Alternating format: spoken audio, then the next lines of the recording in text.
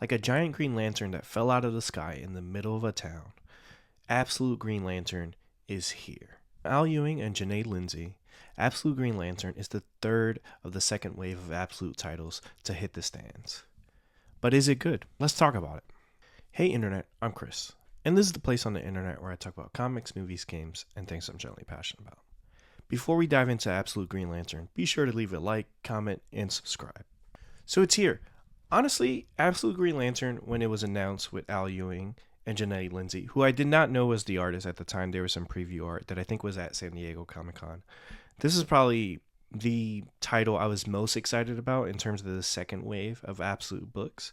But as time has gone on, preview pages has come out, it's fallen on that list and fallen to the last place on that list. We had Absolute Flash from Jeff Lemire and Nick Robles, which started off kind of a little bit slow, which is weird considering that is the one about the fastest man alive, but I'm still intrigued by that. Absolute Martian Manhunter from Dennis Camp and Javier Rodriguez, which I think is probably the best first issue of all the Absolute titles. Now, when I reviewed it, it was a trippy book and it's interesting, but like I read it a second time and then a third and a fourth. It's just such a good book, and I think it's one of those things you just have to revisit. When Absolute Green Lantern, especially when it comes to Janae Lindsay, I am not familiar with their art at all. I don't think I've ever even seen a cover from them.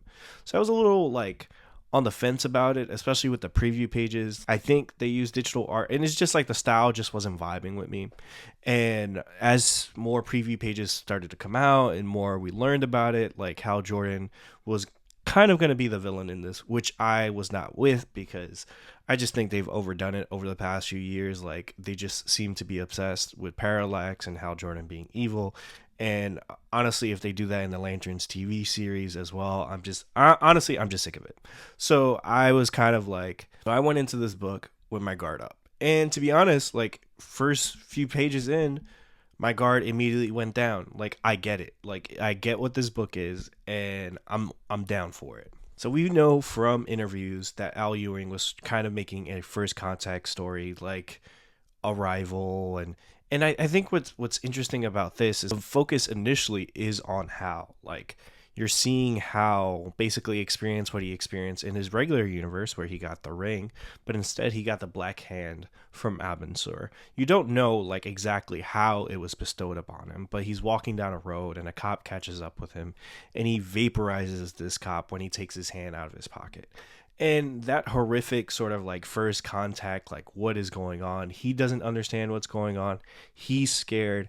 And I think that's a good way to approach Hal as sort of maybe not a villain, but the antagonist, or he has the sort of the evil with him. Definitely got Akira vibes. Now, obviously having an evil hand and being a friend of the main character obviously plays to what Akira is, but I do think Lindsay's art shines here, especially when Hal Jordan gets to the diner and people are scared. He said he came from Evergreen, which is the town where this giant lantern just lands on the city, kills a bunch of people, and people don't know what it is. And there's this paranoia. Hal Ewing is, I think, if you're a fan of Immortal Hulk, you'll really like this. And I like the approach of this book, and it kind of makes me regret the fact that I kind of put it at the end of the list, because now the more I'm talking about it and as I'm reviewing it, I'm like, man, this was a really good book. Especially with Hal's design, Lindsay's art, there's definitely some manga and anime influence that I can see, and I like it. And in motion with the story, you definitely see that.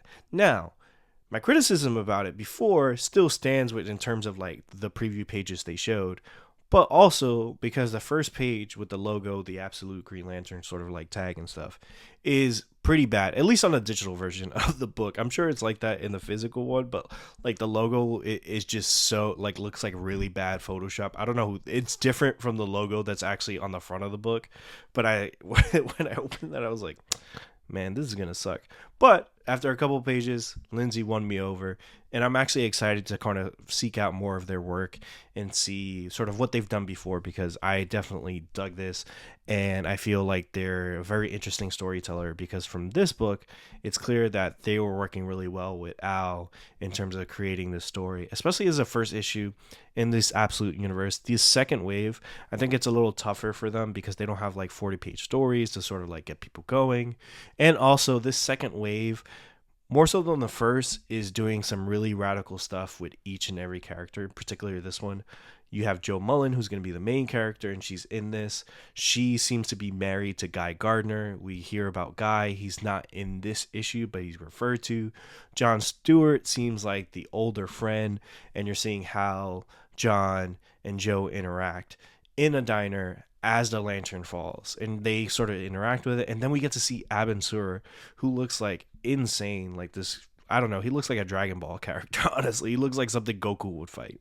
And it's scary in that way, because when we think about Abin Sur landing on Earth, we think of him fleeing, dying, sort of giving his dying breath and his weapon, his Green Lantern ring, to Hal. And here it seems like that event, something was given to Hal and something was given to Joe. Or was it given to them, or was it taken?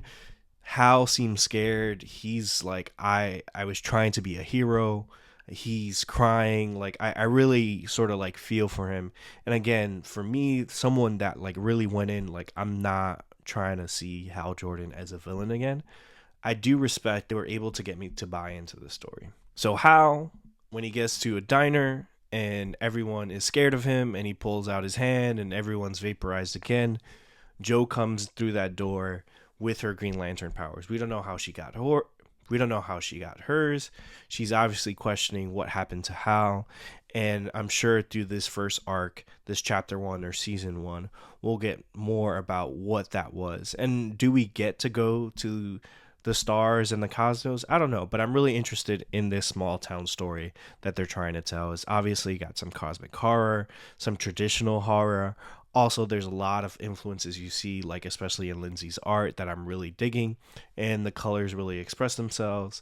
So I am actually all in on Absolute Green Lantern. Again, the preview art was not doing it any favors, and the fact that it won me over with this first issue really speaks to it a lot. I say I'd rank it above Absolute Flash, but still a little bit below Absolute Martian Manhunter, because I think Absolute Martian Manhunter, what Javier Rodriguez did with those pages, the Martian Vision page, that was just insane. And that's such a radically different take on that character, and this is too. But you know, there's some things that I'm really familiar with that give me sort of like that ground you in the Green Lantern universe in this Absolute title.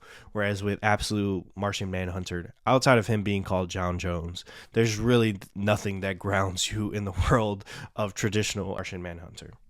Overall, I think I'm going to try to put a ranking of all the initial Absolute titles. Hopefully we get some more. I know Scott Snyder has said they've wanted to keep the line really lean and tight and really sort of like focus on creator-driven stuff. And I think Al Ewing is really sort of working on something. And I think if he's able to execute some of the ideas that are in this first issue, I think he's got something great on his hands. Now, what did you guys think of Absolute Green Lantern #1? Did you like it like the way I did, or were you not feeling it? Let me know. Like, comment, subscribe. Peace.